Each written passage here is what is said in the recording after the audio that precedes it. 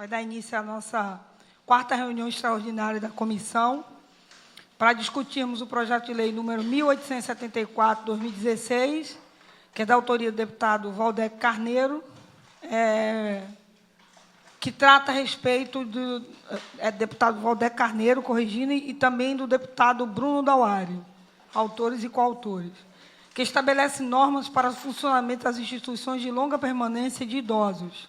Também iremos tratar aqui hoje sobre o projeto de lei número 1873/2016, de autoria do deputado Valdec Carneiro, e tem um projeto, que é o 1644, de 2016, que é da minha autoria, que também trata da questão de câmaras, de monitoramento de câmaras de vídeo nos abrigos também destinados aos idosos.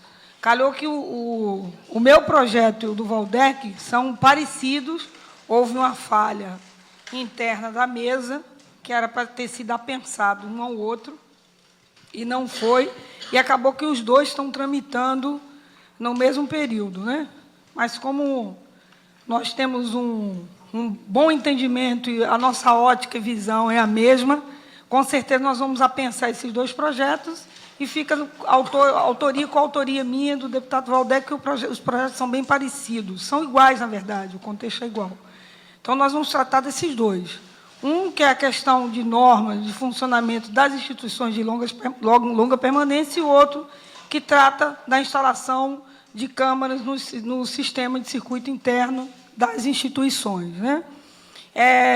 Como o deputado Valdec é autor do projeto, que, na verdade, é uma das pautas principais dessa reunião da comissão hoje, que é a regulamentação dessas normas das instituições de longa permanência, e ele tem outro compromisso antes do plenário, e vai ter que correr depois do plenário, eu vou começar abrindo para ele falar. Obrigado. E depois as demais pessoas falarão a respeito, para que a gente tenha a profundidade desses dois projetos. Saúdo a todos, agradeço muitíssimo a todos presentes. Não vou fazer citação agora, vou citando na hora da fala, para a gente ganhar mais tempo. Se todos concordarem. Os membros da comissão foram convocados, mas só está o deputado Valdec, que é membro efetivo da Comissão da Criança, Adolescente e do Idoso, e eu vou abrir a palavra, se vocês concordarem, por conta do outro compromisso que ele tem, e tem dois projetos dele aqui a ser tratado hoje. Por favor, deputado. Obrigado, deputada Tia Ju, que preside esta comissão. Senhoras e senhores, né, boa tarde. Alguns eu já cumprimentei pessoalmente, reitero o cumprimento, e cumprimento ao microfone aqueles e aquelas a quem ainda não tinha cumprimentado. Muito obrigado. Acaba de chegar também a representação do Ministério Público. O Ministério Público, enfim, estava no lugar de ser bem-vindo. Que é sempre muito presente em todas as comissões permanentes aqui da LERJ, dando sempre contribuições muito relevantes. Aliás, ontem, na Comissão de Educação, tivemos uma rodada importante com o secretário de Fazenda, e a presença da representação do Ministério Público foi, mais uma vez, muito valiosa. Mas eu queria que, de maneira muito resumida, e de fato eu tenho uma agenda agora às 14 horas,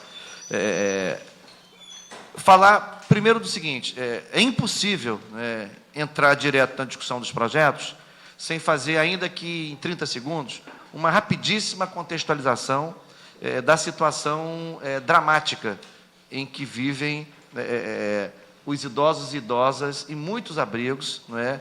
E os abrigos que têm tido, por parte do governo do Estado, um tratamento, no mínimo negligente. Para usar uma expressão aqui, estou usando um eufemismo, não é? Nesta semana, mais uma vez, no plenário da Casa, veio à baila, em função de um relatório de visitas feitas pelo deputado Márcio Pacheco, que tem estado conosco nesse debate sobre a questão da pessoa idosa no Estado, e ele apresentou no plenário algumas fotografias absolutamente chocantes, não é? Chocantes, de idosos acolhidos, abrigados em instituições em alguns municípios do Estado, e essas fotografias revelavam um quadro da mais absoluta indigência e indignidade. Então, aqui, o primeiro elemento aqui de reflexão é que nós temos uma proposta protocolada nesta Casa de comissão parlamentar de inquérito para investigar a fundo, não é, as condições objetivas que têm sido, enfim, destinadas aos idosos e às idosas em abrigos no estado do Rio de Janeiro. Por alguma razão, ou por um conjunto de razões, a Assembleia Legislativa procrastina e não permite a instalação da CPI. Quero aqui dizer que a CPI não foi pensada a priori para perseguir quem quer que seja, para acusar quem quer que seja. Isto é um trabalho nosso, é uma obrigação nossa, né?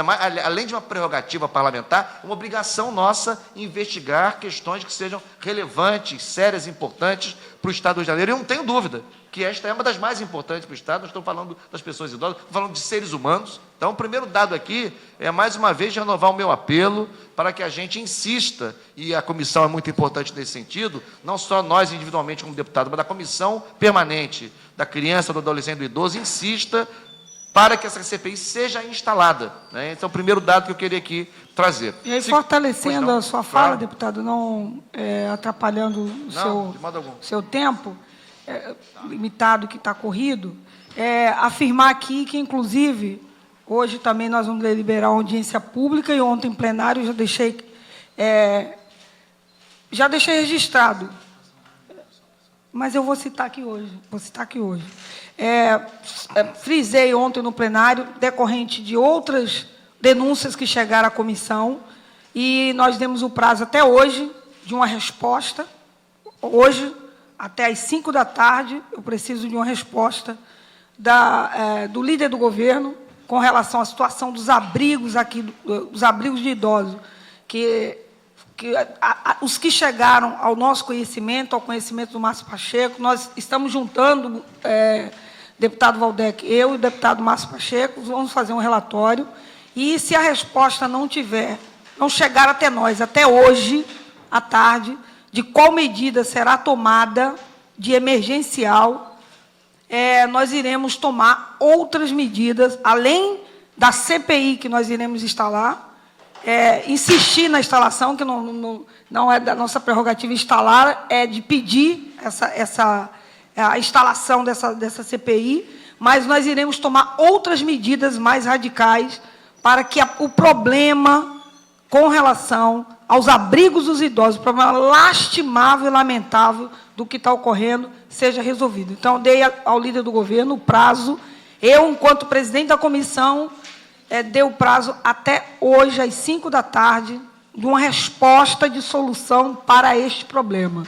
Se não houver, tomaremos outras medidas mais radicais, que vou sentar junto com o deputado Márcio Pacheco, que envolve também pessoas com deficiência. As duas comissões juntas irão tomar outras medidas com relação a isso, porque está passando dos limites. Já deixou de ser algo só da esfera parlamentar.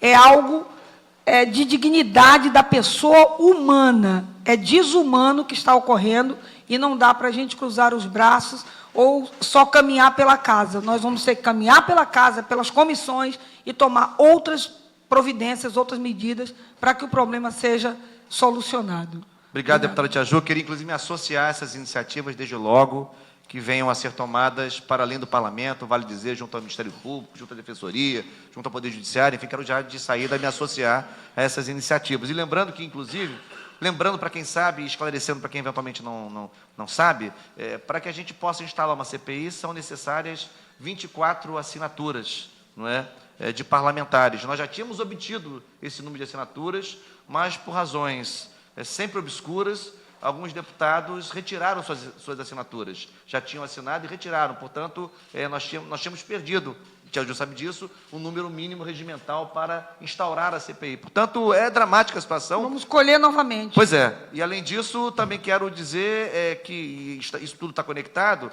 à situação de várias instituições, né, que vão completar 1 ano sem repasse, né? Pessoas conveniadas, mas completar 1 ano sem repasse, vivendo na mais absoluta dificuldade, contraindo dívidas, contraindo empréstimos, não é? Contraindo passivos trabalhistas, enfim. Então, é dramaticíssima a situação. Então, é sempre importante fazer, ainda que sumariamente, essa contextualização. Segundo lugar, eu queria dizer que, sobre os projetos em si mesmos, né, Tia Ju me abordou há algumas semanas sobre a importância de fazermos audiência pública para discutir o conteúdo dessas duas proposituras que eu tinha apresentado.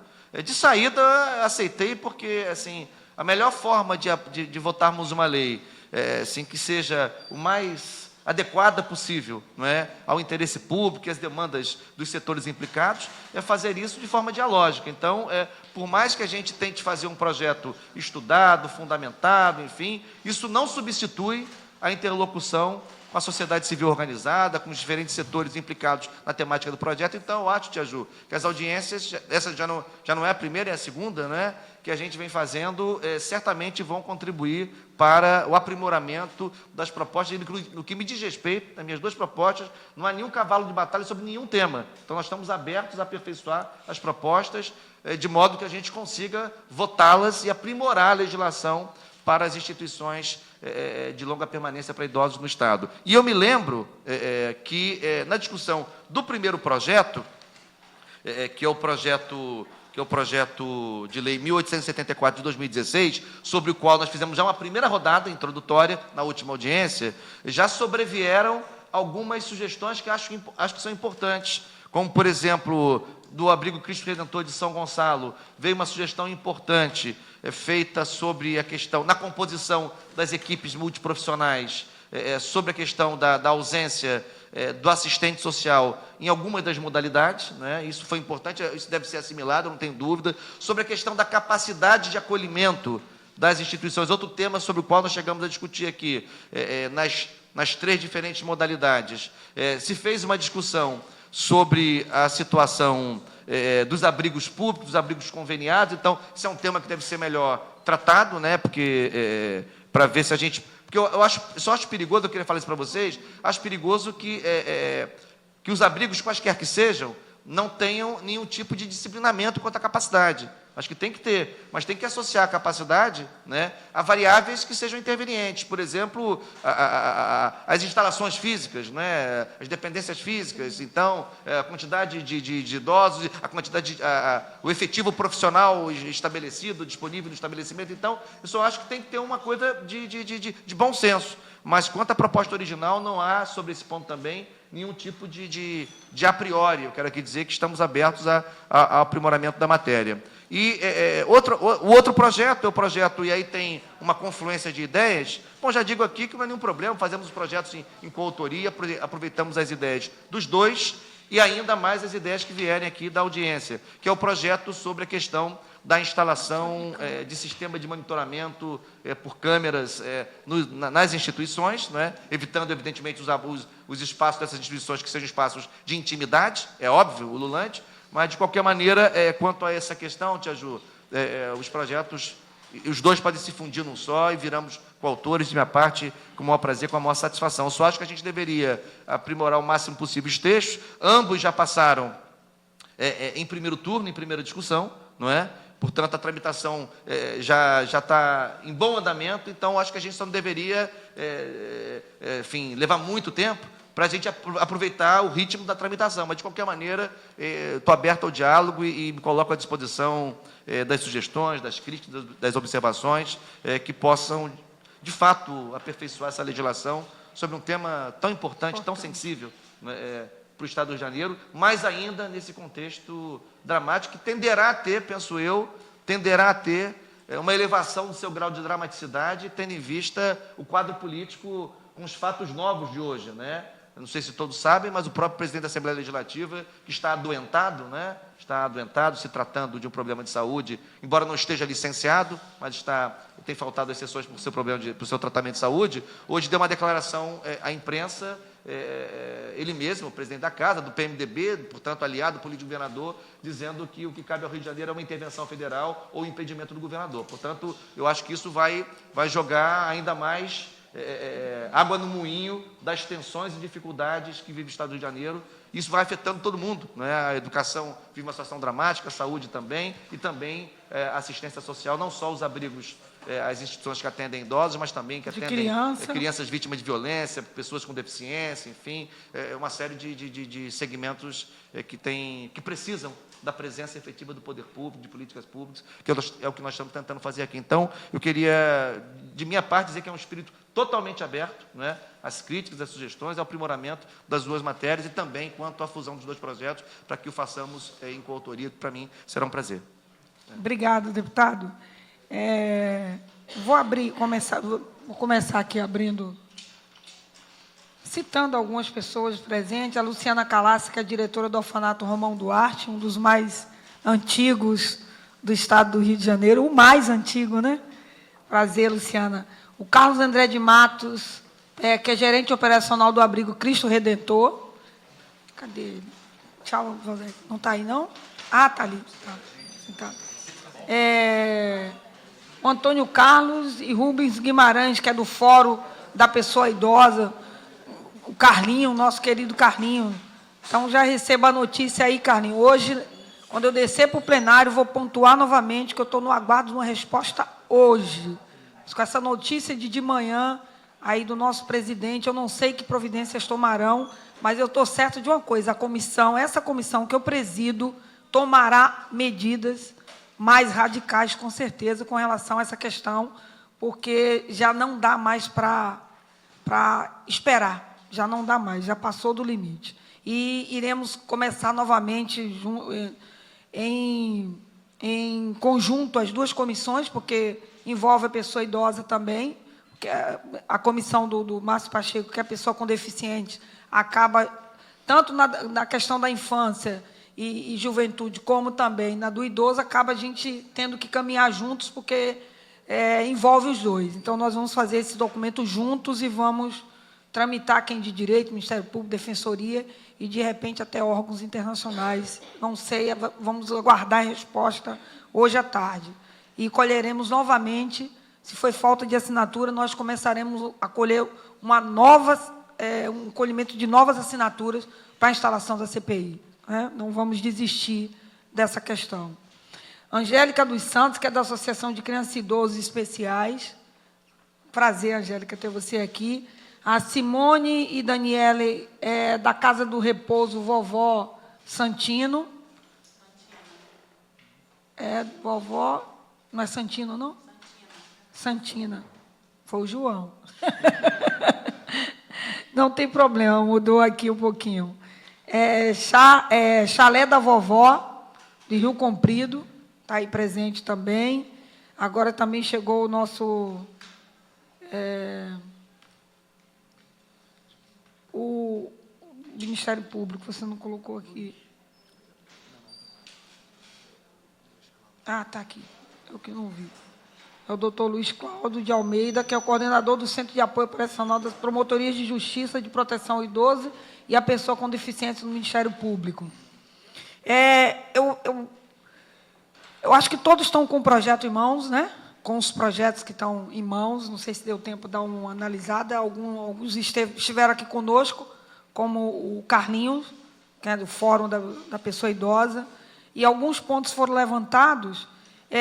Não sei se as instituições... Eu vou abrir com o Ministério Público, o doutor Luiz Cláudio, falando a respeito, pode falar dos dois projetos. Eu não vou citar três, porque o meu e do Valdec tem alguns pontos no texto que acabam complementando, mas, se quiser falar dos três projetos, também pode estar falando. A gente quer ampliar o debate para que os dois, vai resumir em dois projetos, saiam da melhor forma possível. Eles venham atender, de fato, a necessidade.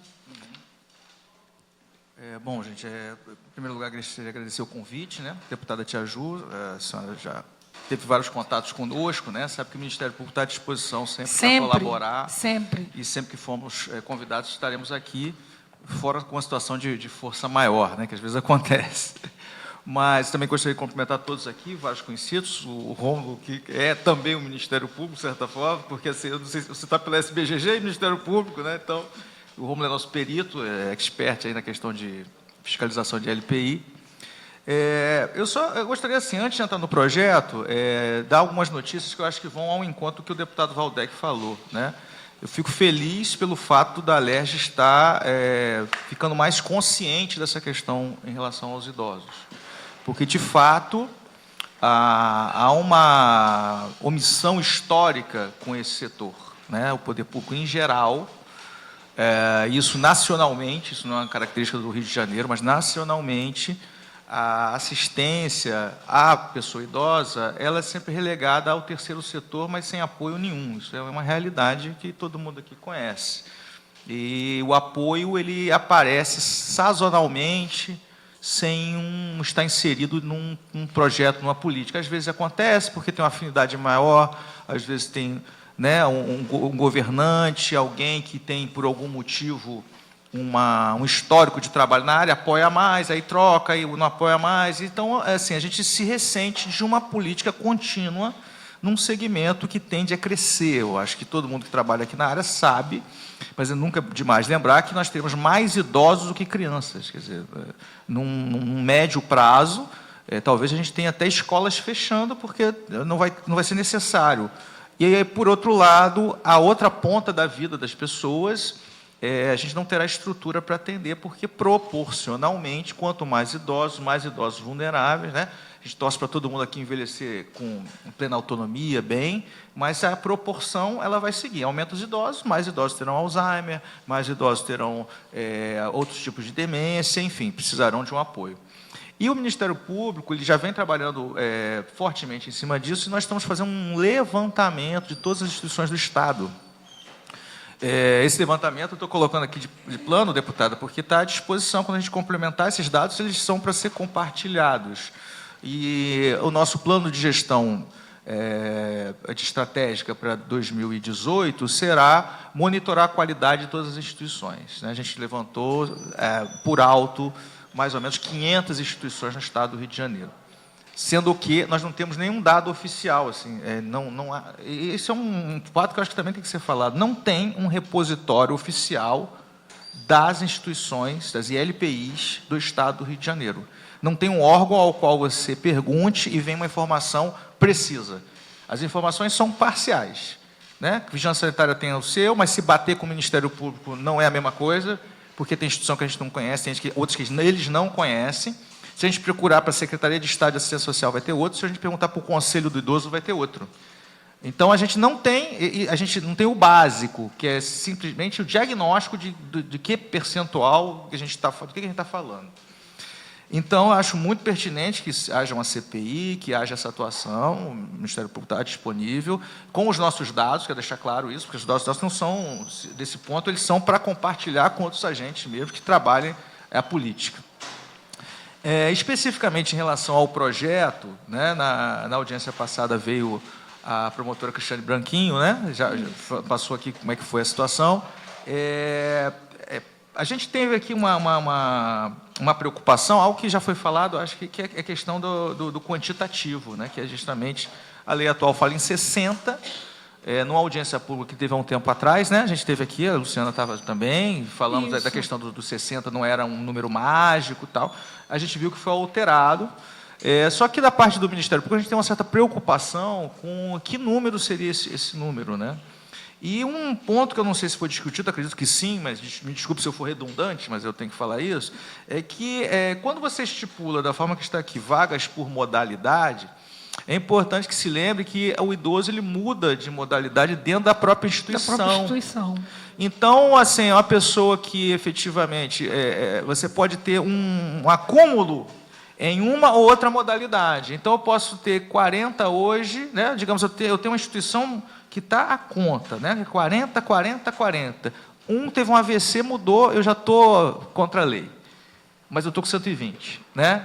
Eu não sei se eu fui claro, né? Então, assim, ele estava bem, teve um AVC, ele mudou de modalidade, eu estou no 41 ali, não posso. No total, está dentro do limite, mas na modalidade já então, o que nos preocupa um pouco é essa flexibilidade que a gente acha que tem que ter, porque ela faz parte do normal da instituição.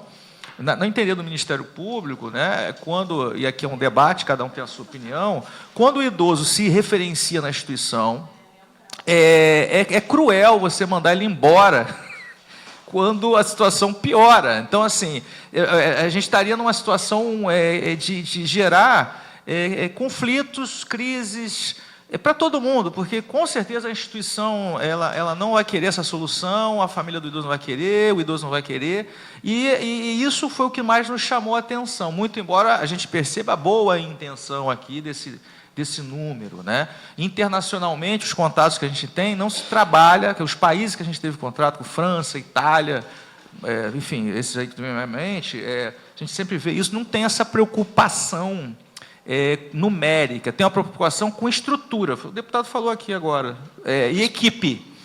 Claro que eu acho ruim uma instituição com 2.000 idosos, criar um holocausto brasileiro aqui, isso ninguém está cogitando disso, juntar um depósito de gente.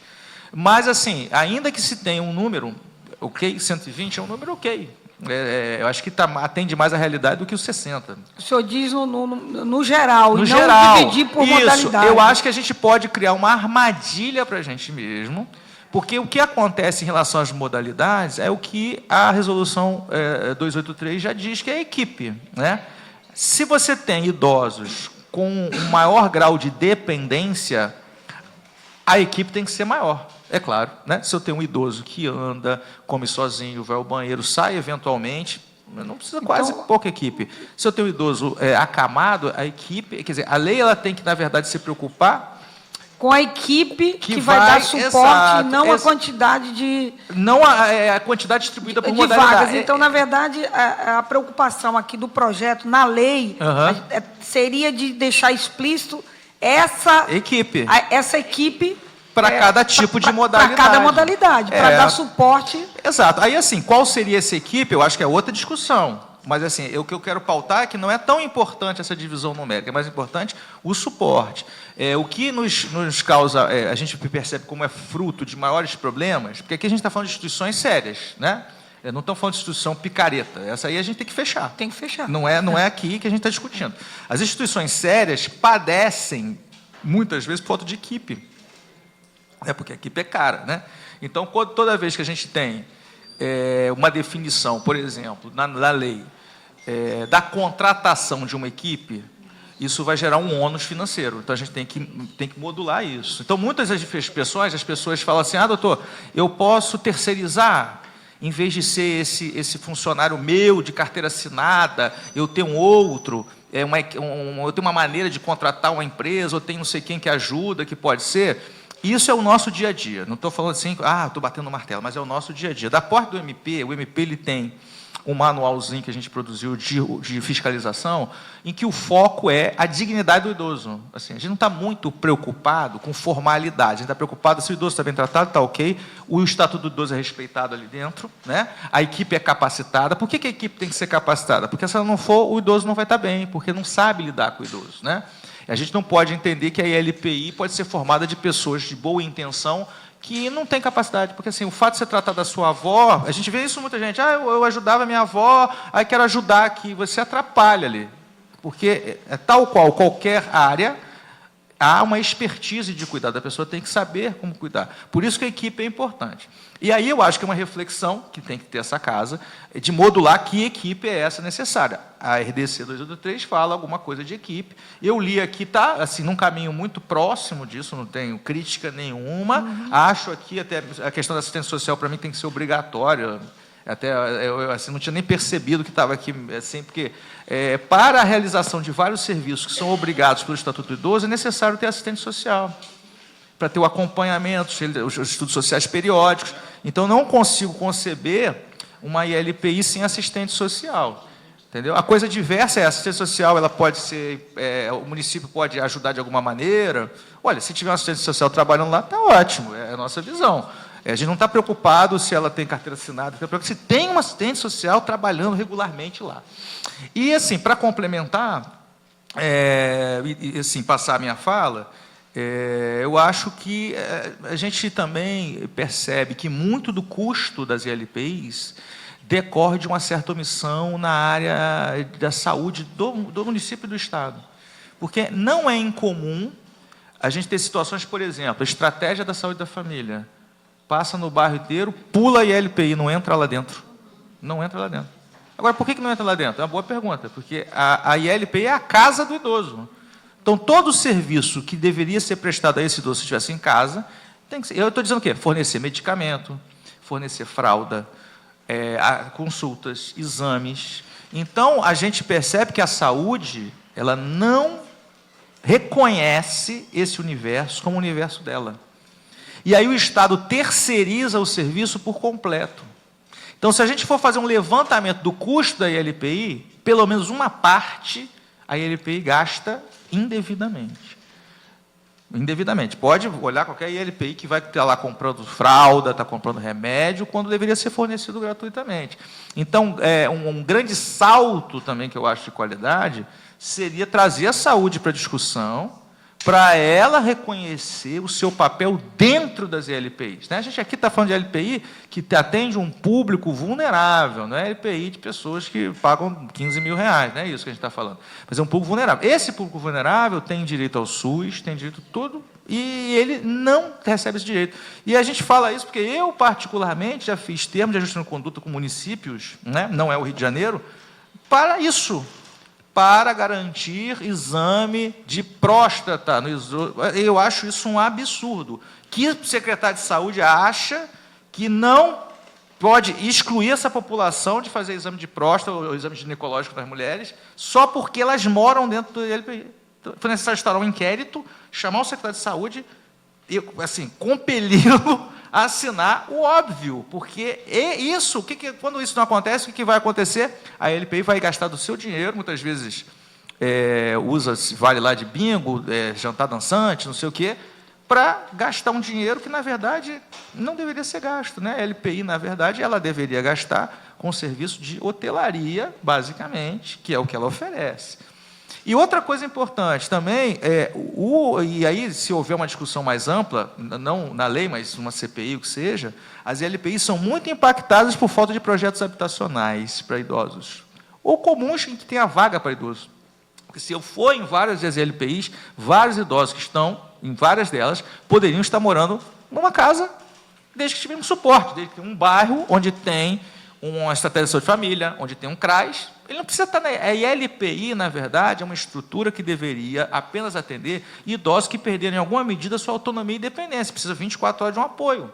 Porque se o idoso simplesmente tem uma fragilidade da idade e não tem dinheiro, ele deveria estar inserido num projeto habitacional morando com pessoas de outras idades. Porque não há porquê, não existe nada que obriga a segregar o idoso para morar só com o idoso. E isso também impacta, porque o que acontece? Aí nós usamos os equipamentos apenas para aquele público que precisa. Porque hoje não tem vaga também. A gente tem que ficar batalhando vaga, né? E isso é o dia a dia aqui do Rio de Janeiro, ficar batalhando vaga, ligando, tal. Quem tem instituição aí, todo mundo deve ter recebido ligação do MP, me ajuda, né? Me dê uma vaguinha, não sei o quê. Mas isso muitas vezes isso é impactado, porque lá dentro das instituições tem pessoas que não precisariam estar lá.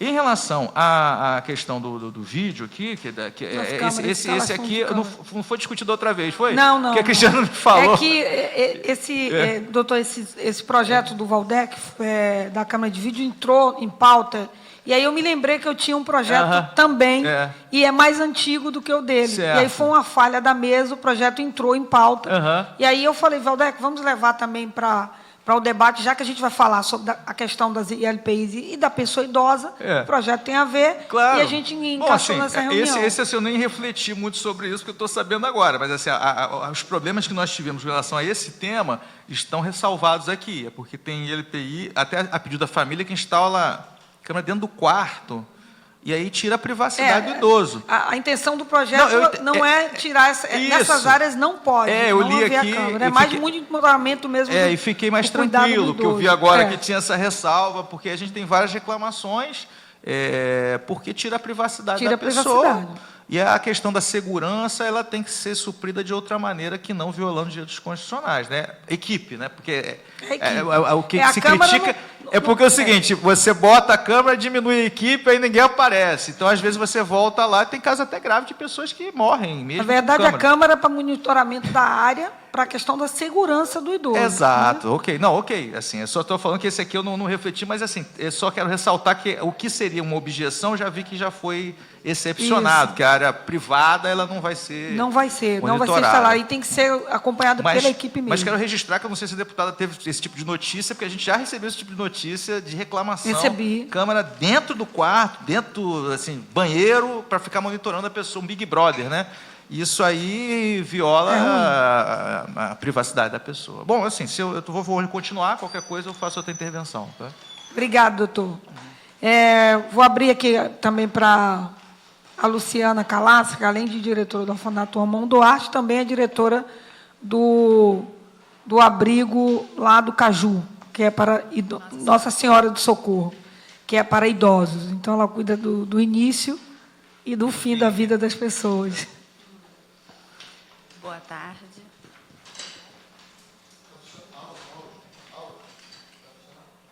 Alô? Boa tarde. Com relação ao projeto de lei 1874, acho que o doutor Luiz Cláudio já deu uma aula. Ele arrasa sempre. E essa questão da modalidade 1, 2 e 3, assim, o idoso entra na modalidade 1, ele vai para 3 muito rápido. E sai da 3 e pode voltar para 1. Então, eu acho que essa divisão é bastante complicada. No momento em que chega uma fiscalização, a instituição vai ficar encalacrada. Então, eu acho que isso a gente tem que dar uma pincelada e rever. Mas, em compensação, a questão da divisão do quadro técnico por modalidade, é óbvio que o assistente social é fundamental, isso aí a gente não tem nem que discutir, o deputado já tinha conversado comigo e já falou que isso iria mudar. Então, eu acho que aí sim a gente poderia estipular por modalidade, mas não definir essa numeração da modalidade. O quantitativo de idoso por modalidade. Isso é e muito aí, ruim, né? se você estipula por área construída, eu acho que também é uma questão de consciência da instituição, né? Se você tem um número, se você vai botar...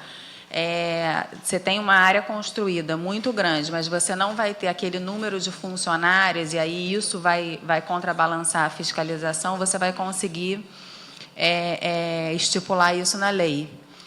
Entendeu? Se você botar estipular bem o número de quadro técnico para o número de modalidade, você vai conseguir contrabalançar com o número de idosos o quantitativo geral, né? Exatamente. Eu acho que aí a gente chega num denominador comum. Porque às vezes eu, por exemplo, tenho uma área enorme, né? O próprio Ministério Público fica, pelo amor de Deus, você tem capacidade de ter mais. Hoje eu tenho 20 idosos, eu tenho capacidade de ter mais, mas eu não tenho quadro técnico para isso. Então, não adianta eu querer botar mais, porque eu não vou dar qualidade para eles. Então, não adianta eu querer botar Rio de Janeiro dentro de Teresópolis, não vai funcionar. Então, na verdade, o projeto deve se preocupar muito com a questão da equipe técnica. Por exemplo, lá, se tivesse equipe técnica, eu teria capacidade para ter mais idosos, né? Com certeza. Se eu tivesse mais equipe técnica, não é que eu não tenho equipe técnica, mas eu teria que ter mais equipe técnica. Só para dar uma colaboração, de repente, para ficar claro, né? Porque assim, o que a Luciana está falando, assim, mais ou menos a sistemática que a RDC 283 usa, porque ela vai dizer, a cada X idosos, modalidade tal, equipe de tantos. Isso aí.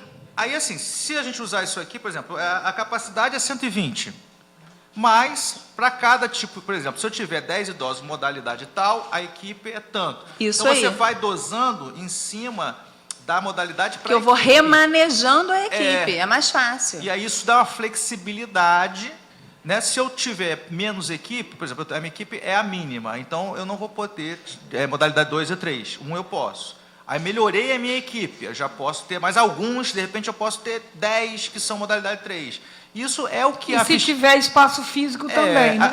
A fiscalização ela já faz assim, ela já vê a equipe dela e vai ver a classificação de grau de dependência, que é o que aqui se chamou modalidade. Então, isso, Eu acho que Então, na verdade, a lei só tem que deixar claro o que já é praticado até na fiscalização. a grande né? inovação é o número. Isso aí. Entendeu? E aí eu acho que o doutor Luiz Cláudio, mas também não adianta a gente botar 120 idosos numa casa muito pequena. Não, sem dúvida, não é isso que eu estou falando. Não. Espaço físico também Entendeu? precisa ser Também. levado em Não, é assim, Eu consideração. acho que tem que Existe- ser levado em conta claro. o espaço físico aí também. Entendeu? Porque senão vai. Exatamente. Aí vai ter a vigilância e vai bater com a vigilância. Isso aí a gente Porque tem que tomar na cuidado. lei já determina mais ou menos a delimitação de número de idosos, de leitos por metros quadrados. Só deixar claro, porque na verdade a gente tem uma norma da vigilância sanitária. Então, isso não é bem a lei. Não há lei. Então, norma. teria que Nesse pegar essa ponto, norma. essa norma mais ou menos guiaria aqui o que até a nomenclatura, porque lá chama grau de dependência, por exemplo. É um nome que todo mundo está acostumado. Eu sugeriria que usasse o mesmo, porque se a gente botar modalidade 1, é grau de dependência 1. Então, a gente, para que criar um nome diferente se a gente está Se acostumado a gente já com... está acostumado né? com isso. Modalidade, grau de dependência. Grau de dependência. Que aí vai ficar mais claro também para quem receber a lei, né? Grau de dependência. Ele tá chamando de modalidade. O projeto Valdeco divide por modalidade. E, na a gente já está verdade, acostumado a usar grau como de grau de dependência. dependência, que na vigilância sanitária usa assim. E Então, nessa... pegar... É a RDC 283. RDC 283. 283. Aí lá tem o grau de dependência. Aí fazer paralelo. Uma adequação do texto, aqui de texto, e adequar mais ou menos, porque lá já diz também o número de leitos, né?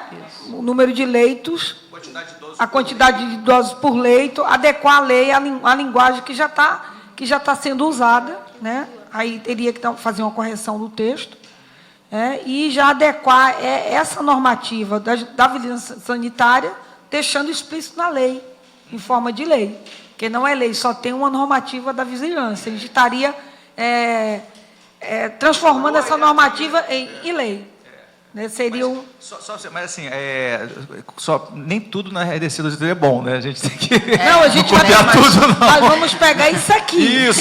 Essa pontuação, essa parte que vai nos dar o norte Tem para a umas gente coisas adequar o projeto. impossíveis. Né?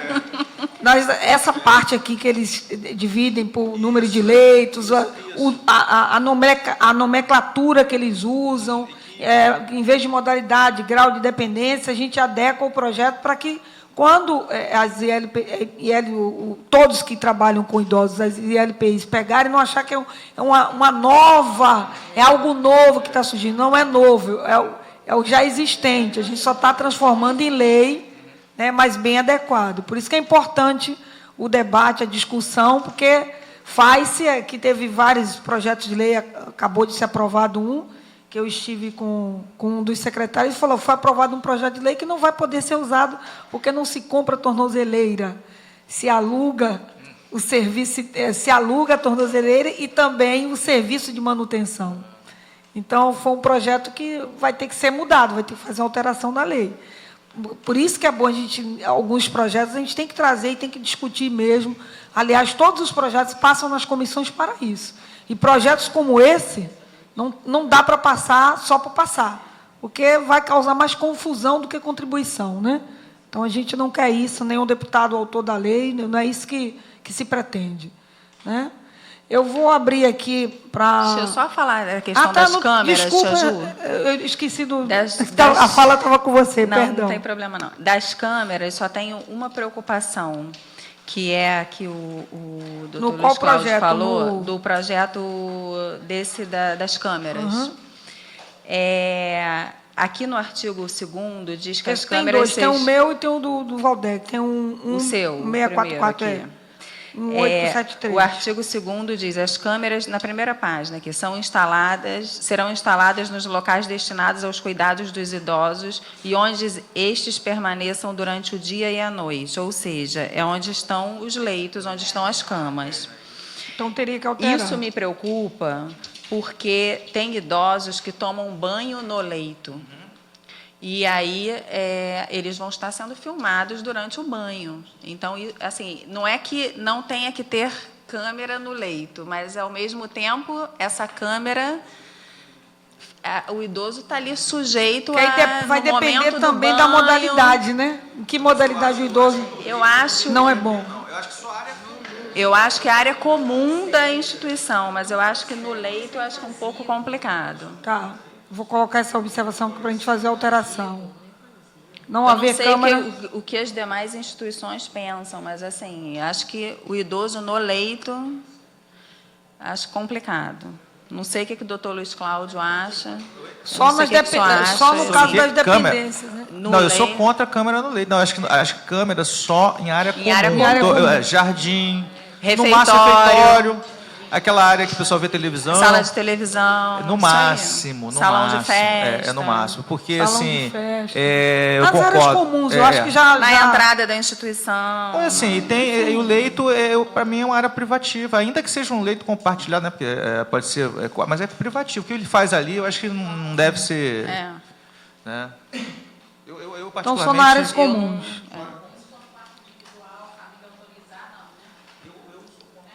Eu acho que se a gente redundar, as áreas comuns, né? E outra aí envolve a salão de festa. E acrescentar que, após a aprovação, um prazo para ser colocado, porque, assim, as instituições estão passando por tanta crise que câmera é caro, não é uma coisa barata. Para adequação, ao invés de... Até para adequação da lei, um prazo, porque isso é uma coisa cara. Eu também pensei nisso. Isso é uma coisa bem cara. Eu falei de onerar as instituições. As instituições estão passando por crise. Onerar as instituições. Realmente, eu acho que aqui também, se fosse isso, é interessante. Então, ao invés de... assim que é aprovada essa lei, a gente estipular um prazo. Eu daria, assim, como eu não refleti muito, mas, assim, eu daria 1 ano para fazer isso. Daria 1 ano para fazer, no mínimo. Porque dependendo do tamanho da instituição, eu sei pela Romão Duarte, que é de criança, que para eu botar... eu estou falando aqui, só deputado, a questão é o seguinte, nesse 36 ponto, sem juros. O Ministério Público não tem condição de dizer o prazo, porque, assim, quem administra as instituições é quem está lá, não sei. O que eu posso dizer é que, para a gente, isso não é essencial para ser agora. Dá para dar um prazo sem problema nenhum. E o que eu acho, o grande risco é do uso desse monitoramento dentro de leitos, né? Porque a gente tem casos de conflito, inclusive a família pede isso. Estou conversando agora aqui com ela, que ela me perguntou. Nós somos contra isso. A atenção, porque se você monitora aquilo, para dar a ideia de que é para dar uma segurança, isso é uma falsa segurança. Na verdade, isso viola a dignidade da pessoa, porque você vai ficar vendo a pessoa como se fosse assim, igual você deixa o cachorro fica vendo, entendeu? Então, assim, é uma situação que eu acho que degradante.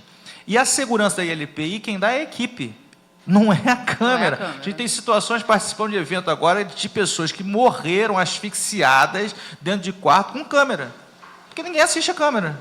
Então, assim, é uma falsa segurança. Eu acho que é porque as famílias pensam no lar, quando elas colocam um cuidador dentro da casa delas, e é diferente. Ali não tem uma equipe. Mas aí é uma situação diferente. diferente. Uma instituição que se propõe a cuidar tem que se pautar por critérios técnicos e que é fiscalizada. Quer dizer, o Ministério Público, ao fiscalizar a situação dessa, eu não posso dar guarida que vai filmar a pessoa no seu quarto, porque, assim, o quarto é a intimidade da pessoa, eu não quero ficar vendo, e mesmo que essa pessoa esteja demenciada, porque muitas vezes você argumenta, ela não está entendendo nada, mas isso não é desculpa, a dignidade da pessoa continua do mesmo jeito. Já fiz várias inspeções...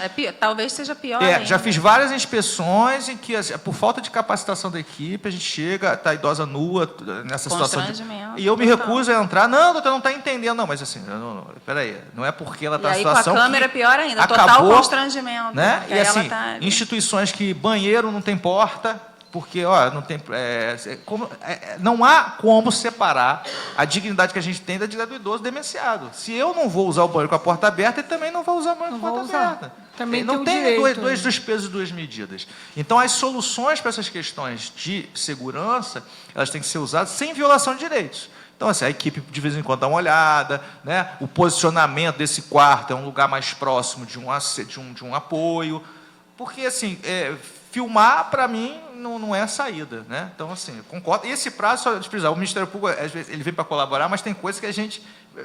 as instituições é que tem que dizer, eu não sei o custo, quanto é que isso vai impactar. Só acho que um prazo seria razoável, um prazo, né? Tem que botar um prazo. Não sei que aí, prazo. A gente pode até colocar na lei, dada ao momento atual, após passar a calamidade, um prazo de 1 ano. Isso Né? aí. Levar em consideração a calamidade financeira do Estado, após cessar a calamidade, o prazo de 1 ano. Aí sim. Aí eu acho que não penaliza ninguém, né? Se todos concordarem para a gente alterar o texto, porque assim, nós estamos vivendo uma calamidade. Aí essa calamidade está afetando e atingindo diretamente as instituições, tanto as públicas como as privadas. As privadas, tem privadas que também têm convênio público, do município e do Estado, que é o caso de São Gonçalo. Ontem eu até falei lá no plenário, que era Niterói, mas São Gonçalo.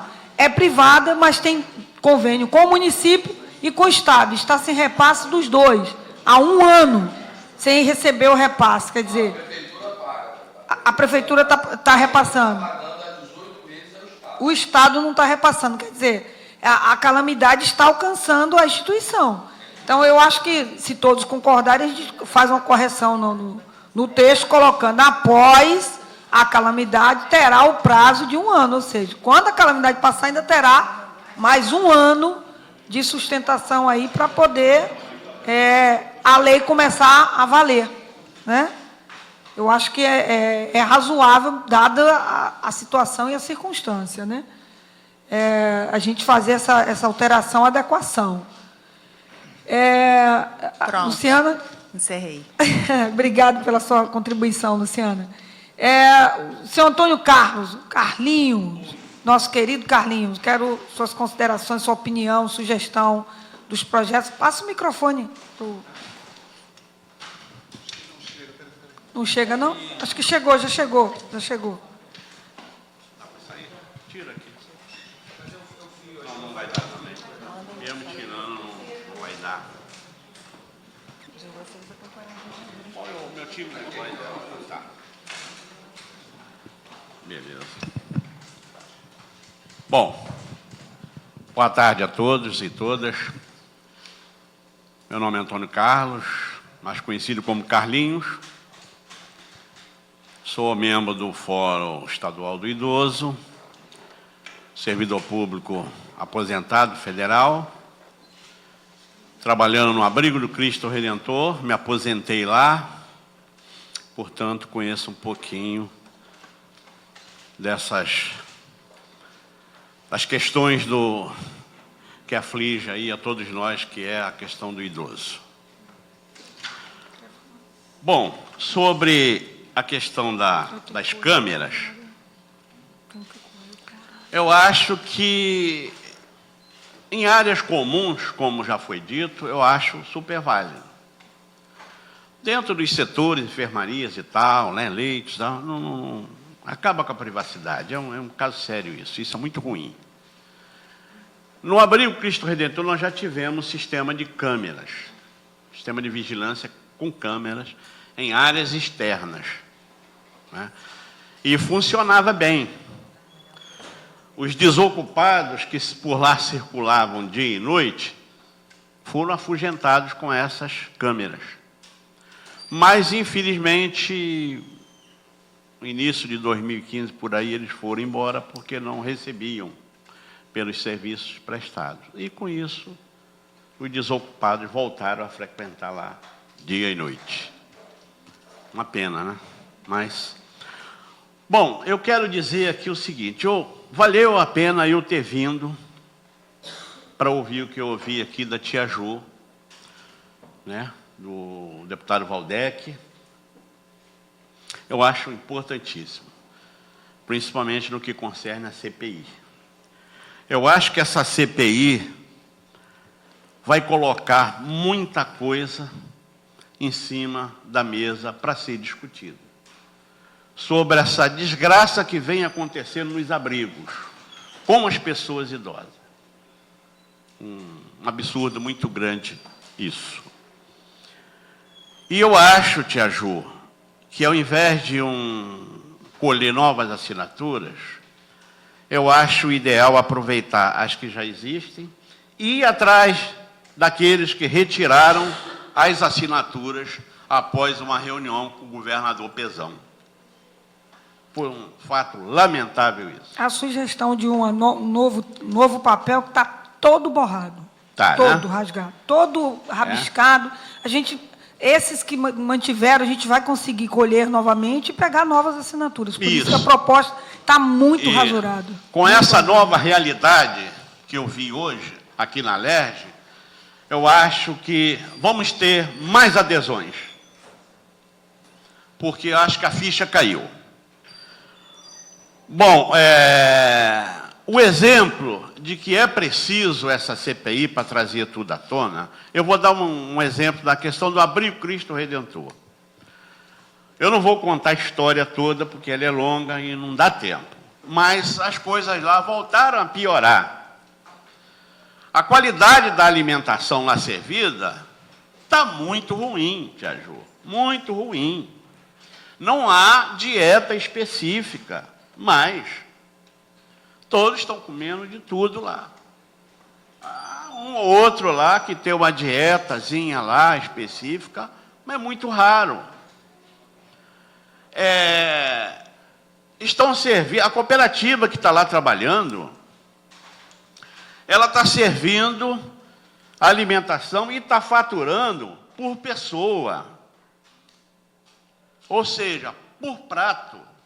E a quantidade de comida que está indo no prato deles é muito pouquinho. Eu fui lá ver. Porque eu não vou assim por informações de hoje, eu vou lá para conferir. Uma quantidade muito pequena para uma pessoa. E a informação que eu tenho, que é R$17 por prato, por pessoa. E dessa alimentação que vai para lá, com o dinheiro da verba federal, os funcionários terceirizados estão também se alimentando. Empresas que vão para lá trabalhar, Colube, etc., também se alimentam. Então, tem que segurar a alimentação servida, que é para dar para todo mundo. E com isso está sendo penalizado os idosos. Ninguém lá está aguentando mais, tia Ju, comer todos os dias. Um dia é frango ensopado, outro dia moela de galinha, outro dia é fígado de galinha. Que dieta é essa? Eu adoro tudo isso, mas uma vez ou outra, todo dia ninguém aguenta. É o que está sendo servido para eles, porque é mais barato. E a empresa que está lá precisa segurar tudo, porque senão, naturalmente não deve estar recebendo também, não sei, né? Essa informação eu não tenho. Mas é para contenção mesmo. Aí fica difícil, né? Aí não dá para engolir. Para finalizar,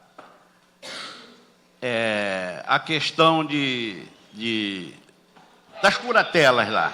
É preciso que haja uma intervenção, porque continua tudo muito solto lá.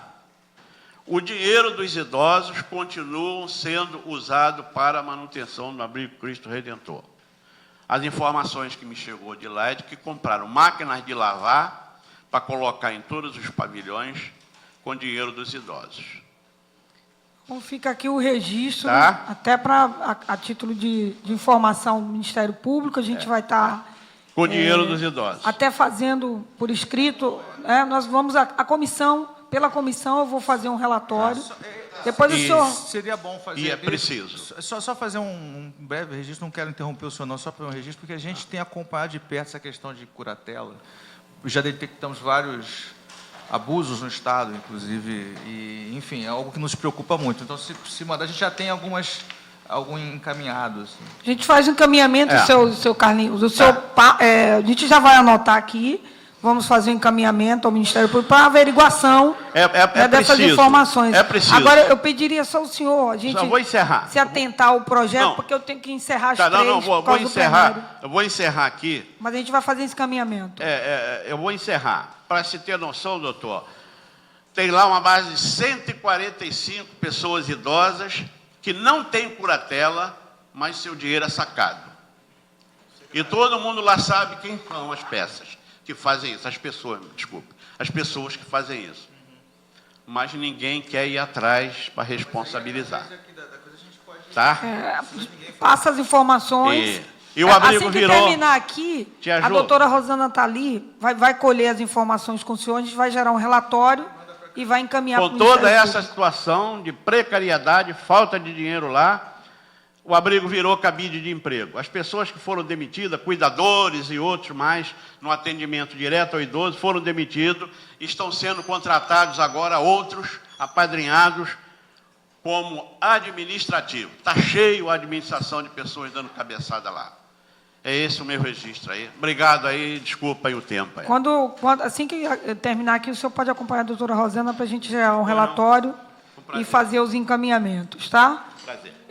Então, a ponderação com relação ao projeto, eu pediria aos demais participantes que a gente vai deliberar depois aqui uma reunião e uma audiência pública para a gente explanar todos esses temas e ao longo debate para que a gente possa ter mais tempo. É preciso discutir isso, sim, é preciso falar, mas eu vou precisar, a gente não pode estar com reunião de comissão durante o horário de plenário e a gente precisa pegar aqui as opiniões para o projeto das demais pessoas presentes, né? Tá. Pode passar o microfone? O microfone, porque precisa ficar gravado. Ele mencionou muito o abrigo do Cristo Redentor. E nós, lá de São Gonçalo, sofremos com isso porque nós temos um abrigo que é homônimo, né? Que é o caso que o Carlinhos está falando. Não é o caso, tudo que ele está citando aqui não se refere a São Gonçalo. É do município, ele está falando Exatamente. do Cristo Redentor. Mas aqui no como município. eu estou aqui, né, representando o abrigo do Cristo Redentor, é bom deixar isso claro, que as pessoas aqui não conhecem. Quanto ao projeto de lei, eu só queria fazer uma observação. Como o promotor colocou, nós hoje temos uma demanda muito grande para esse tipo de serviço, certo? Então, eu acho que essa questão da limitação do número de idosos, porque, por exemplo, no nosso caso, pela legislação atual, e essa legislação, se for aprovada, nós estaremos fora da lei, porque nós temos 200 idosos, claro, somos uma situação atípica, que temos convênio, tanto com o Estado quanto a Prefeitura, mas estaremos fora da lei. E, no meu entender, se a gente tem a RDC, que estabelece os parâmetros para o número de funcionários, a própria RDC também estabelece parâmetros, o Rômulo sabe bem disso, quanto à instalação física. Ou seja, você tem que ter uma distância de uma cama para outra. Por que nós, sabendo que vai aumentar esse público, né, essa população de idosos, por que devemos estabelecer um limite dentro da lei? Por que não usar os parâmetros para... Porque, imagina, eu tenho uma área enorme, né, tenho a equipe, mas eu só vou poder trabalhar com 120 idosos, porque a lei diz. Então, eu acho que a gente poderia repensar essa questão do limite. Estabelecer através dos parâmetros, né, que fixam essas variáveis, né, em vez de você limitar, colocar um número na lei. Eu tenho aqui um texto do Estatuto, se a senhora me permite. É um estatuto comentado do Marco Antônio Vilas Boas.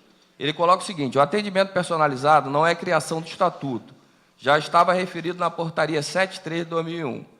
Para o atendimento integral institucional asilar, previu-se uma capacidade recomendada, isso lá em 2001, para 40 pessoas, com 70% dos quartos para 4 idosos e 30% para 2 idosos. A fixação se deu nos princípios de 2001. De lá para cá, houve uma ligeira mudança de pensamentos e atitudes. O número de pessoas a serem abrigadas muito dependerá das condições de cada entidade e de seu pessoal de atendimento. Não há algarismos rígidos quando se fala de pessoa humana. O atendimento personalizado não admite uma superpopulação. Deve existir uma coerência digna e humana para um bom abrigo de idosos. Então, eu acho que se a gente estabelece um limite na lei, você acaba restringindo algumas instituições que têm uma capacidade para atender mais idosos a um número. E a gente sabe que a população está envelhecendo e a procura é cada vez maior.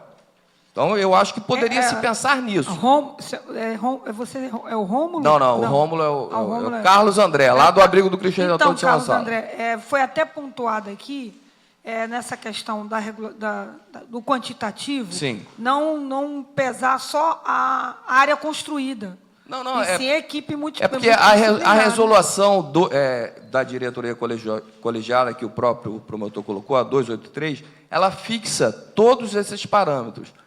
É o pessoal, a área construída, e ela não fala em limite de idosos.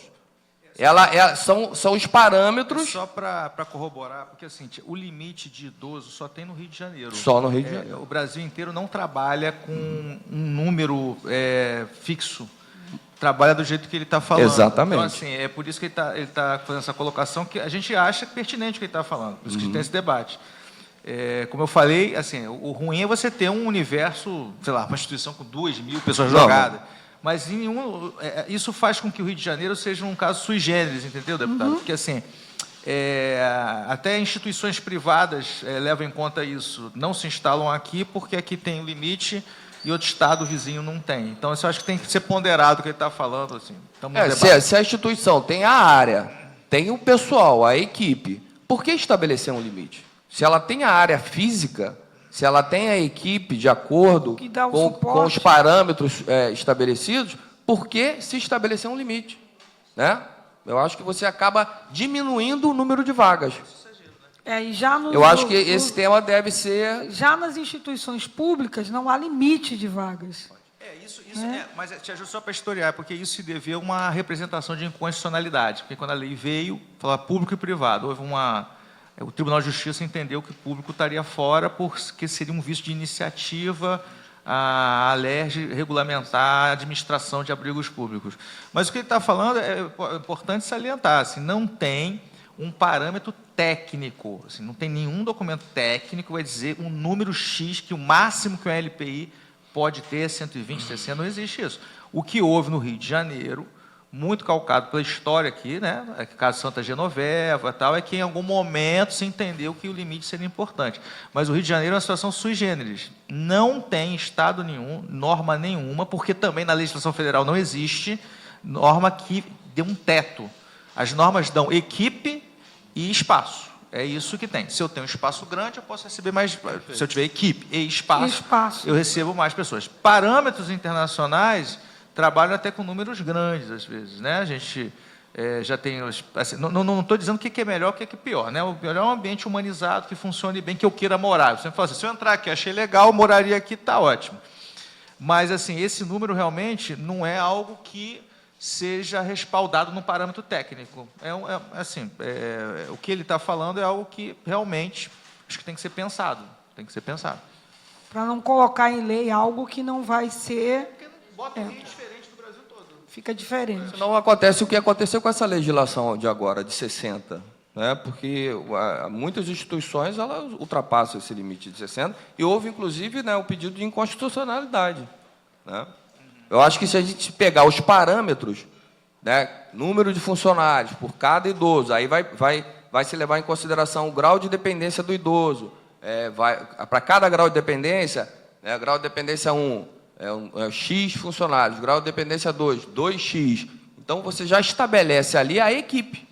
E a questão física, às vezes você tem uma mansão que você poderia ter ali 250 pessoas sendo bem atendidas por uma equipe boa. E aí você vai ficar limitado a 120 porque existe uma lei. Então, quer dizer, você perde vagas, quando, na verdade, a gente deveria estar pensando em aumentar vagas. Entendi. O Rômulo que está levantando as mãos. Aí tem um microfone aqui mais perto. Já fui muito citado aqui. É bom falar um pouco. Só para informar todos os presentes, que todas as reuniões de comissão são transmitidas ao vivo pela TV Alerj. Como a nossa já estourou o tempo, 5 minutos antes do plenário é suspensa, não transmite mais. Então, nós não estamos mais sendo transmitidos, mas tudo está sendo gravado, né? Mas não está mais sendo transmitido. Ainda está? Ainda está. Mas é porque eu também tenho que encerrar daqui a pouquinho, por conta de regimento interno, a gente precisa... Eu, por exemplo, que cobro muito a lei, eu gosto muito de cumpri-la direitinho também. Porque eu preciso estar no plenário, até mesmo porque surgiu alguma discussão, e eu quero pontuar o que aconteceu aqui hoje e outras questões também, ainda em plenário. Então, boa tarde a todos, é um prazer estar aqui. Parabéns pela essa iniciativa de fazer uma audiência pública, né? É importante a participação pública e, principalmente, das instituições de longa permanência nessa construção dessa lei. Me chamo Rômulo Del Valle, eu sou enfermeiro, eu sou especialista em gerontologia, eu estou aqui representando a Sociedade Brasileira de Geriatria e Gerontologia do Rio de Janeiro, do qual eu sou vice-presidente, e também o Departamento de Gerontologia da Associação Brasileira de Enfermagem, do qual também sou coordenador. Bom, eu fiz algumas observações, assim, a título de... para enriquecer o debate, né? Como muita coisa o doutor Luiz Cláudio já pontuou, mas eu vou bater de novo porque acho interessante. Quando o doutor Luiz Cláudio falou da modalidade, eu também acho. A gente tem uma resolução, RDC, que fala do grau de dependência. Então, acho que a gente tem que padronizar o linguajar. Então, mudar de modalidade para grau de dependência, como diz a RDC 283. Para mim, não fica muito claro um pouco a diferenciação do grau de dependência 2 e 3. Assim, na RDC 283, ela pontua dois parâmetros essenciais, que é o grau de dependência mesmo, que são as atividades de vida diária, que são 6, e também a cognição, né? Porque a cognição tem total relação com o grau de dependência, é algo que deve ser mensurado sempre quando for pensar no grau de dependência. Então, assim, como, né, isso é uma coisa que a gente fez no Ministério Público, é como mensurar esse grau de dependência. Porque, para a senhora pode ser muito cuidadosa e me mensurar como grau de dependência 3. Mas, pegar um outro profissional, ele pode mensurar com grau de dependência 1. Não há objetividade nisso. Então, existem escalas gerontogeriátricas validadas que fazem essa validação bem objetiva, bem clara, que pode ser feita aqui no Brasil, como é feito no Japão, e isso se tem um padrão objetivo e bem claro. Eu acho que isso falta, acho que a gente pode dar vida para isso. E coloco aqui a sociedade brasileira à disposição para essa construção. Já falei. E eu fiquei aqui intrigado assim, com o terceiro item. Disponibilizar equipamentos de autoajuda destinado a compensar ou potencializar habilidades funcionais, tais como bengala, andador, óculos, aparelho auditivo e outros. A LPI vai dar isso? Fornecer? Sim, não sei. Assim, qual é esse? Esse é o item terceiro, 3. Isso. Isso, do projeto de lei. Isso. É o artigo 2º, né? Abaixo do artigo 2º, isso. E inciso 3º, isso. Exato. Bom. A assessora do Valdec Carneiro está aí, né? Isso. Tá acompanhando. Para uma LPI, né? A gente está pensando na construção de uma instituição, né, filantrópica, do atual momento. É uma boa disponibilizar pergunta. isso Quem vai fornecer irreal, isso? Né? Isso, exato. Aí seria a Secretaria de Saúde. Exato. Eu acho que teria que... Exato.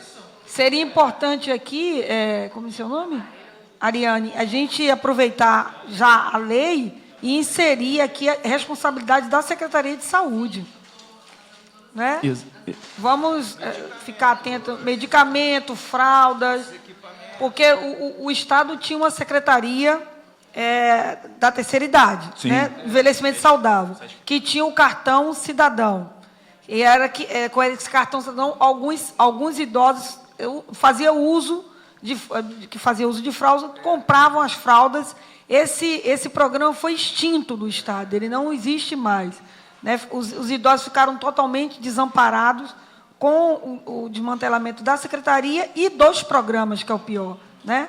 Quando se extingue secretarias, mas incorpora aqueles programas em outra secretaria, dá suporte social, né, para as pessoas. Nesse caso, foi extinto tanto a secretaria como os programas. E, nesse caso, aí, é bem importante pontuar o que a gente precisa chamar para a lei, para dentro da lei, a responsabilidade da Secretaria de Saúde também. Aproveitar o momento e a lei e a gente fazer uma coisa completa. É muito importante essa ponderação sua. Joia. Vou passar para o artigo 4º, né? fala em relação do responsável técnico. Aí eu faço uma observação que seria melhor retirar conhecimento e experiência em gerontologia, que são coisas diferentes, né? Uma pessoa que trabalha com idoso, não necessariamente ela tem conhecimentos na área gerontológica. Então, seria uma formação pós-graduação em gerontologia, né? Especialista em gerontologia.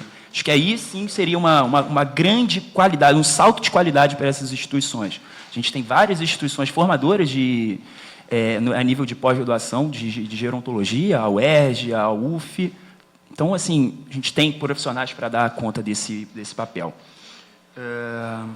Bom, da modalidade, né? Aí falando um pouquinho, isso aí eu já falo desde aquele antigo projeto de lei, geriatra. A gente não tem geriatra no Brasil titulado para guarnecer todas as instituições do Estado do Rio de Janeiro. Então, não temos especialistas médicos. Tá? Então, acho louvável, é claro, né? Assim, a gente deve dar prioridade para o médico geriatra, mas você colocar isso como uma obrigatoriedade, não vai existir profissional geriatra para atender todos eles. Obviamente que eu acho assim, pediatra, eu acho ortopedista, às vezes, clínico seria assim uma especialidade mais afim com envelhecimento, cardiologista, clínico geral, mas sempre dando, eu acho que o foco principal, que eu acho que muito interessante nessa lei, foi o foco do gerontólogo, porque ele vai saber quais são as reais necessidades, né? Porque quando a gente fala de gerontologia, a gente não está falando só de doença, a gente está falando assim de prevenir os agravos à saúde. E isso é interessante, por isso que o profissional gerontólogo ele tem essa pequena nuance, é interessante que acho tem. que também seria bom você esclarecer que a formação de gerontólogo diferente, que é mais simples, assim. Né? O gerontólogo é uma formação mais qualquer pode fazer o curso. Qualquer profissional da área da saúde ou não, né? É porque assim há uma distinção no Brasil entre geriatra e gerontólogo, né? A gerontologia é a especialidade que estuda o envelhecimento humano. A geriatria ela estuda uma pequena parte que é só a doença, a saúde e doença. Então o gerontólogo ele vê o aspecto biopsicossocial. Por isso que é importante ele estar na participação, na construção de uma ILPI. Né? Então, eles estão na formação, ele é um profissional da área da saúde, ele pode ser da área da saúde ou não. Temos advogados, gerontólogos, especialistas em gerontologia. Então, é importante a gente frisar isso. Só no parágrafo 3º também, quando a gente fala plano de atenção à saúde, aí eu fico pensando assim, será que estamos falando também da RDC 283, que coloca o plano de atenção integral à saúde do idoso? Aí é justamente só para padronizar também o linguajar, para a gente não ficar perdido. E a lei não cita, né, a RDC 283, mas geralmente ela faz referência a ela, então é importante que ela cite aqui. Deixa eu ver, o parágrafo 4. O parágrafo 4, mais uma vez mudar, né, com conhecimentos ou formação em gerontologia e para nível de formação mesmo, de pós-graduação em gerontologia. Tá? Especialista em gerontologia. Não fica claro para mim o parágrafo 17, desculpa, eu não entendi. Tá? Não fica claro para mim o que é, o que ele quer dizer. E a mesma coisa com o artigo 6º. O que seria portadores de doença que necessitem de assistência médica ou de enfermagem? Uma pessoa com AVC. Ela sofreu AVC, né? A gente estava aqui conversando com a Sandra Rabelo, também especialista da UNAT, também acho que a UNAT pode participar dessa construção do projeto de lei. Se um idoso ele sofre um AVC na instituição, ele precisa de cuidados, ele vai para o hospital. Mas, e aí? Ele pode retornar para a ILPI ou não? Se na verdade, a gente também pode chamar a América Camarano, né, uma grande especialista, uma demógrafa da área, conhece não só a realidade nacional, né, nacional, do Estado, também internacional, assim, para a gente saber, porque ela, num artigo dela, num paper dela, ela coloca que 70% das institucionalizações são porque o idoso já é do grau de dependência 2 e 3. Então, assim, não faz muito sentido a gente bloquear isso aqui com esse artigo, que me parece, assim, um paciente, né, portador de doença que necessite de assistência médica ou de enfermagem permanente, para mim, um paciente. O Rômulo. Sim. A mudança de Sim, sim. A gente de um grau para outro. Contagiosa. Isso. O Rômulo. No Estatuto do Idoso, faz sobre esse artigo que o Rômulo se referiu, o Estatuto do Idoso, ele fala, nesse livro aqui, não é o Estatuto em si, é um comentário. Estatuto comentado. Ele diz aqui o seguinte: artigo 18 do decreto 1948 de 66, que regulamenta a política nacional do idoso. Nesse artigo de 1966, já fazia essa menção aqui, mas também não fica uma coisa muito clara. Ele diz aqui, ó, fica proibida a permanência em instituições asilares de caráter social de idosos portadores de doenças que exijam assistência médica permanente ou de assistência de enfermagem intensiva. Então, quer dizer, fica que seria? um negócio... Não fica muito claro na lei, Não. fica solto. Fica muito solto. O que seria essa doença que necessita... Porque, como você colocou, Rômulo, a maioria dos idosos... Eu tenho meu pai e minha mãe, todos os dois sofreram AVC severos. Meu pai já foi para o 7º AVC, que ele tem muitas complicações cardíacas e decorrente da pressão arterial. E minha mãe teve um entupimento da carótida severo, perdeu movimentos do corpo, voz, enfim. Eles estão em casa, eles vivem com a família. Mas, se tivesse no ILPI, eles voltariam para a ILPI? Poderiam não voltar para a ILPI? Ficar no hospital, um ambiente Ficar totalmente degradante para o idoso. Mas né? é bom lembrar que a alternativa ele é pior, porque se ficar no hospital é pior. Então é sujeito aos riscos. No hospital é muito pior do que na LPI. Porque assim, a meu sentir, assim, não tem. Se a LPI oferece a estrutura de apoio, Exato. não vejo problema. Então, a sugestão seria retirar esse artigo da lei. Acredito que sim. Porque Acredito que sim. a questão da vedação à doença infecto-contagiosa já tem lá no Estatuto do Idoso, já, se não me engano, já está lá. Então, o ideal precisaria- seria a gente retirar da lei, suprimir esse artigo aí, ele não está na lei. É o artigo 6º. Eu queria muito ouvir os demais, Posso mas só começou a sessão de plenário, já estou infringindo a lei em 10 minutos, já deveria ter encerrado. Eu pediria a todos que vieram, que não puderam fazer uso da fala, mas a gente vai receber de vocês as contribuições, tá?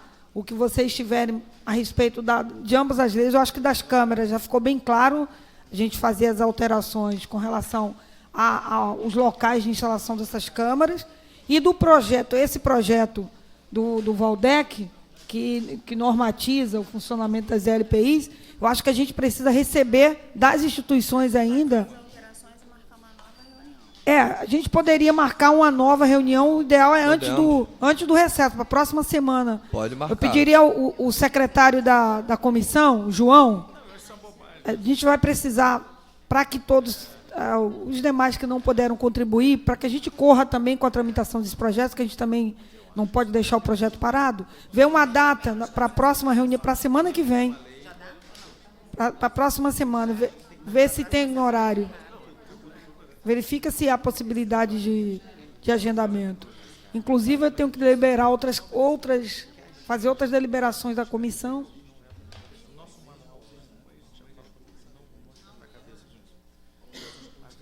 Então, na próxima semana, o secretário está me informando aqui que, em decorrência de várias audiências públicas que foram marcadas já, a gente só teria meia hora da semana que vem, um horário, para fazer essa reunião.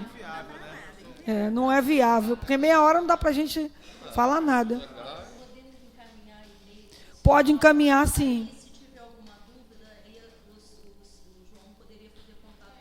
Isso. Então, vamos fazer assim, fazer um encaminho para a gente, porque meia hora não vai dar para a gente... É inviável, né? E aí a gente vai construindo, e antes da gente finalizar o texto final da lei, a gente compartilha para todo mundo, né? E assim que voltar do recesso, a gente marca na primeira semana já, para terminar a conclusão final do projeto, tá certo? O meu e-mail, que a gente... O João, tem um e-mail da comissão, não tem?